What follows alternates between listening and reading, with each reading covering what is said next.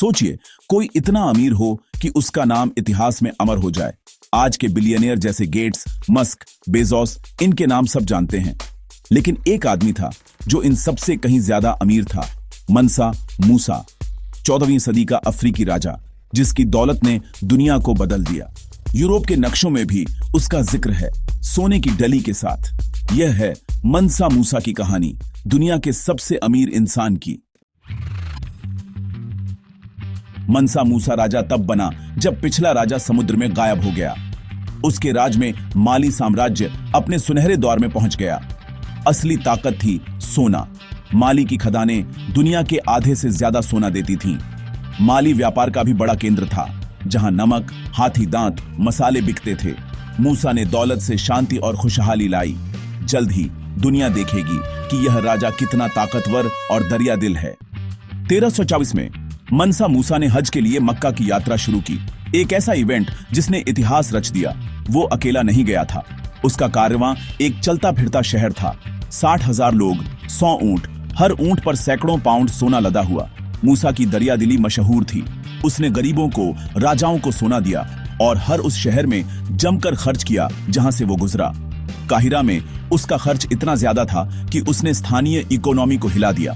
सोने की कीमत कई सालों तक गिर गई।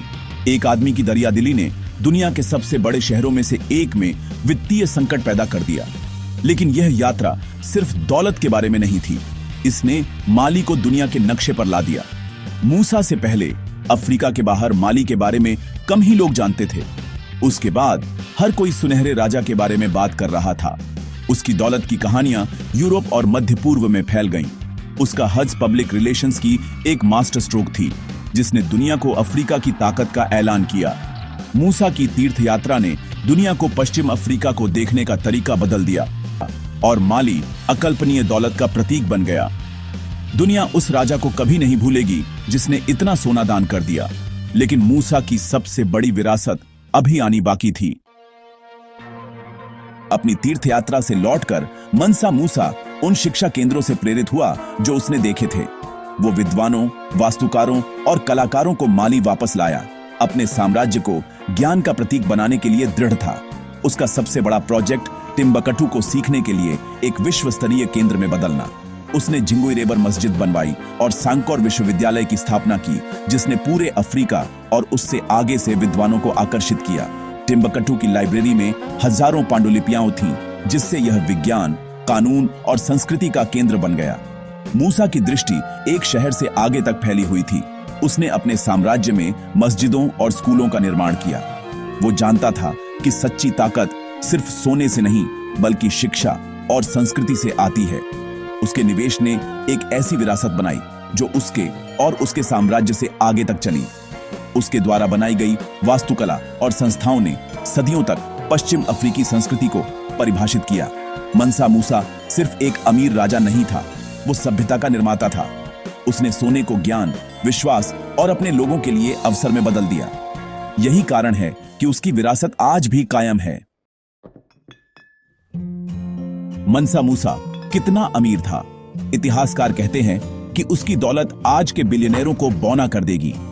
कुछ का अनुमान है कि यह $400 बिलियन से ज्यादा थी।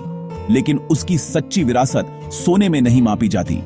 मूसा ने अपनी दौलत का इस्तेमाल निर्माण करने, शिक्षित करने और देने के लिए किया। वो जमाखोर नहीं था, वो एक दूरदर्शी था जिसने दौलत को तरक्की के लिए एक उपकरण के रूप में देखा। उसका हज शक्ति का प्रदर्शन और विश्वास का एक व्यक्तिगत कार्य दोनों था। उसकी दरियादिली मशहूर थी, भले ही उसने कभी कभी इकोनॉमी को बिगाड़ा हो। मूसा की कहानी ज्ञान, विश्वास और देने की शक्ति के बारे में है। उसके द्वारा बनाई गई मस्जिदें और विश्वविद्यालय सदियों तक चले। उसकी शोहरत उसके साम्राज्य से ज्यादा समय तक कायम रही। मंसा मूसा हमें यह पूछने पर मजबूर करता है, आप अकल्पनीय दौलत के साथ क्या करेंगे? सच्ची महानता उसने दिखाया वह है जो आप बनाते हैं और वापस देते हैं।